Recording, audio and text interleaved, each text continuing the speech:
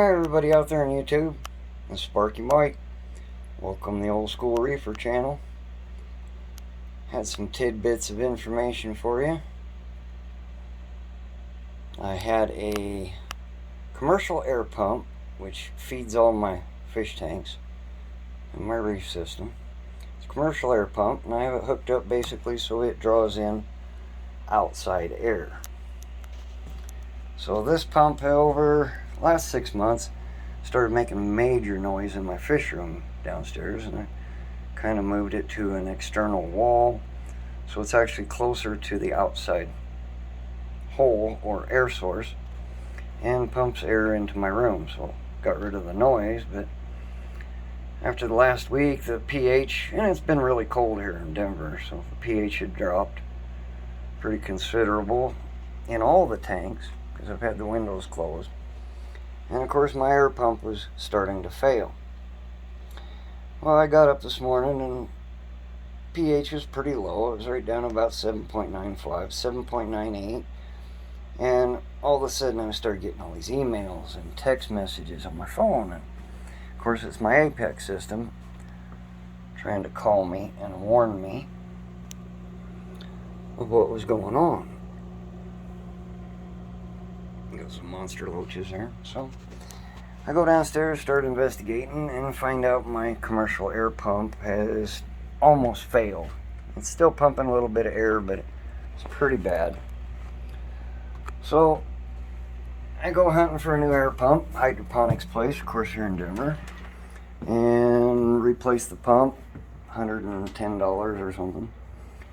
And I get it put in just a matter of hours. It was kind of dramatic too. The pH fall and the rise again. So I'm going to show you here on my Apex system, Apex Fusion, which is on my tablet here, and show you just how bad the pH had dropped. Okay. That is basically the pH for this reef system. And you can see how it dropped over the night gradually. And like I said, I've been having a common problem. It's been dropping below 8.0. And right before I got the pump installed, you can kind of see it bottomed out at 7.9. And just in a matter of a couple hours of bringing in fresh outside air, it has radically gone back up. So just proof right there that an outside air source can help you dramatically. And also it warmed up to almost 70 degrees here in Denver today. So we got the windows open and got the pH back up above 8.0. And it was been sucking some major buffer over the last week because it's been so cold. But along with the failing air pump, it's pretty dramatic. So there's proof right there that outside air source, even in a closed, tight house, can make huge improvements. Or when the pump fails, it can go down radically. So here's the system today. I knocked the lights back on it, got rid of some blue out of them so I could take the filter off. Like I say, I was eating bunches of buffer, trying to keep up. So replace this air pump and talk about mass bubbles. I replaced a 1300 GPH pump, which was probably putting out about 6, and dropped this morning to about maybe 200, and replaced it with a 1700 GPH unit.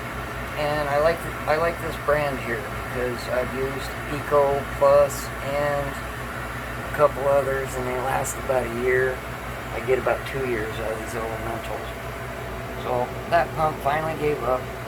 It was getting really noisy 6 months ago. So the new pump pushing some major air, not only in that part of the system which drains down into here, but we have mass air now again in the main sump. So just that alone has done a major improvement.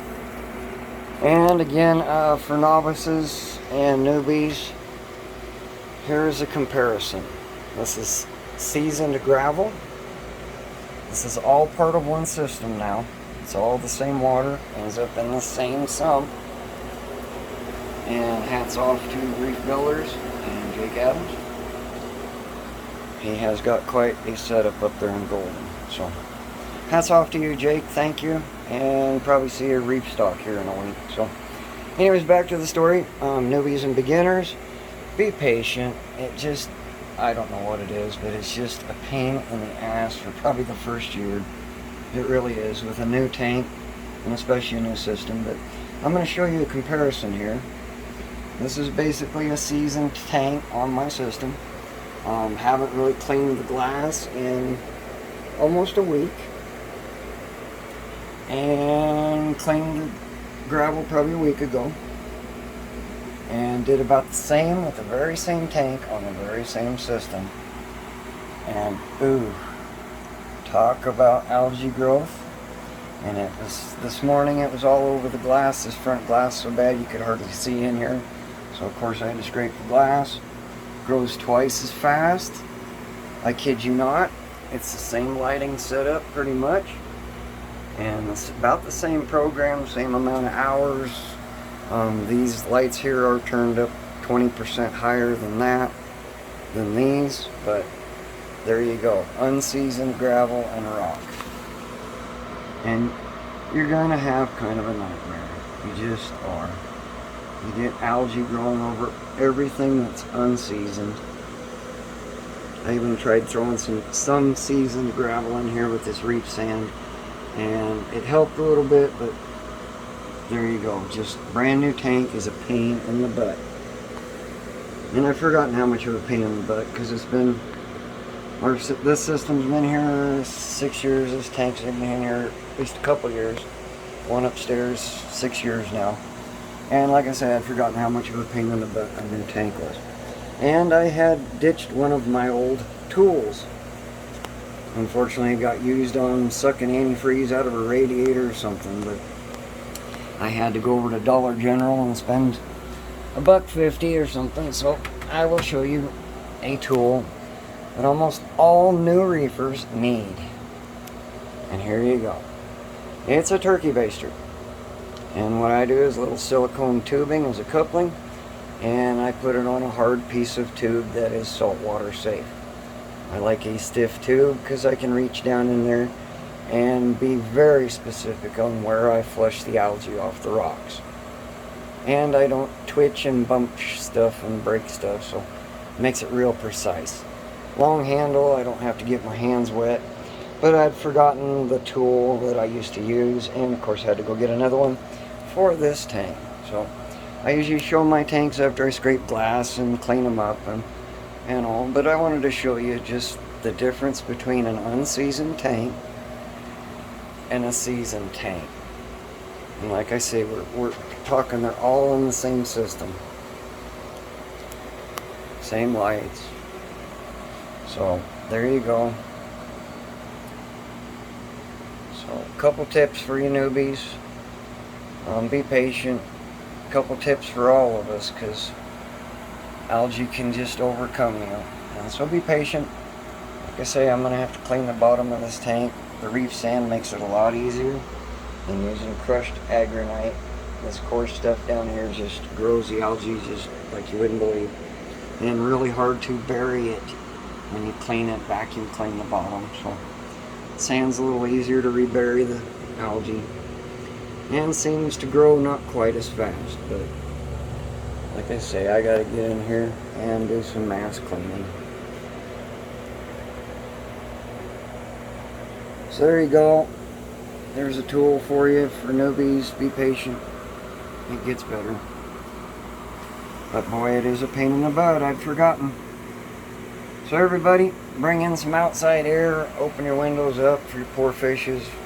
It'll help keep your pH above 8.0. Summer times I'm usually running 8.1 at the lowest. Winters about 8.0.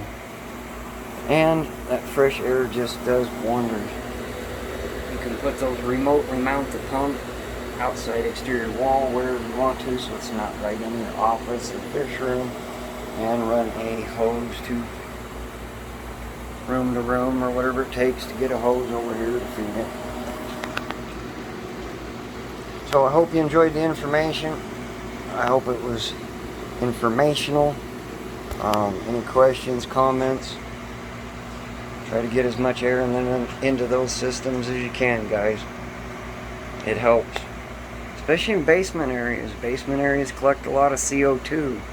You and your pets and everybody put off CO2 during the night, and it happens to sink down into here and into these basements and low spots, fills them up, and it really affects your pH. Cracking windows, leaving windows cracked open or whatever you can do does big help. Along with that swamp cooler right here for summertime, bringing in outside fresh air. So, a couple tips of the day from somebody that's been doing it, keeping fish 43 years, something bizarre. Forgot to show the other tank. Threw a few plants in here, and of course it's gotten about out of control with algae too, so I'm gonna have to do some RO water changes and reduce some nutrient level. But everybody's pretty happy. Loaches have all burrowed in under the rocks. And of course, the betta fish is very happy. Alright guys, take care, good luck, and happy reefing. Oh, I always appreciate them thumbs ups and comments and subscriptions. So, take care.